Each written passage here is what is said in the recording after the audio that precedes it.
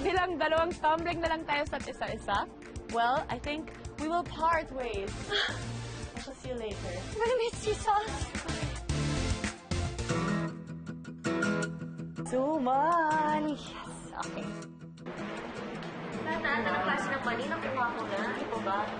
Simulan ko na ang pag-shopping! Ikaw din? Kasi papakyawin ka na lahat eh. Akalain mo nga naman! Si Little Nanay nasa Little Quiapo. Yes! Ikaw din. Ay, nag-hoard ka ha? Nauna ka ha? Ay, ano ba? Hindi kasi alam mo, matagal ko nang gustong pumunta talaga ng Quiapo. Pati may time ka bilang busy ka sa taping. Yes, pero para naman ito sa nanay ko talaga. Ay, ang cute! Okay, ano ba yung mga pinamili mo for your mommy? Meron na akong chicharon, may mga cornix na ako, may mga lengua de gato.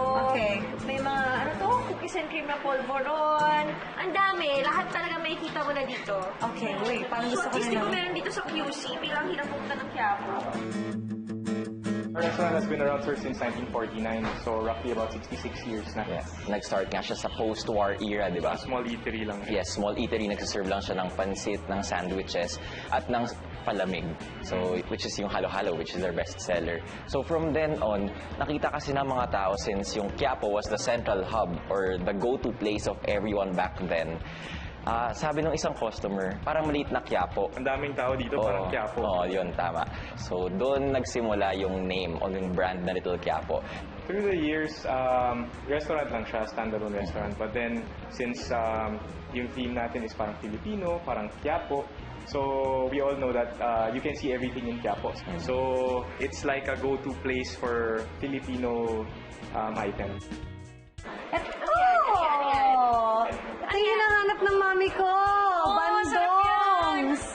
Ay, alam mo, parang bitin eh. Kaya, babonggahin ko na. Pinakamalaki na. Babonggahin ko na. May isang taon na ba yan? Kasi parang mahirap tong hanapin eh. Teka lang. Ako nga kulang yung isang basket sa akin eh.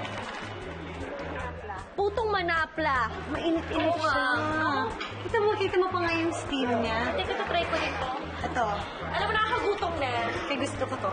Ay, well, bilang restaurant naman to, dito na tayo kumain. So, dito na din. Dito na rin tayo kumain. Isagawin na natin yan. Actually, sasamahan ko na nga rin yung chef sa pagluluto ng kakainin natin. Okay, Ted. Tara, kainin na? Yes, go!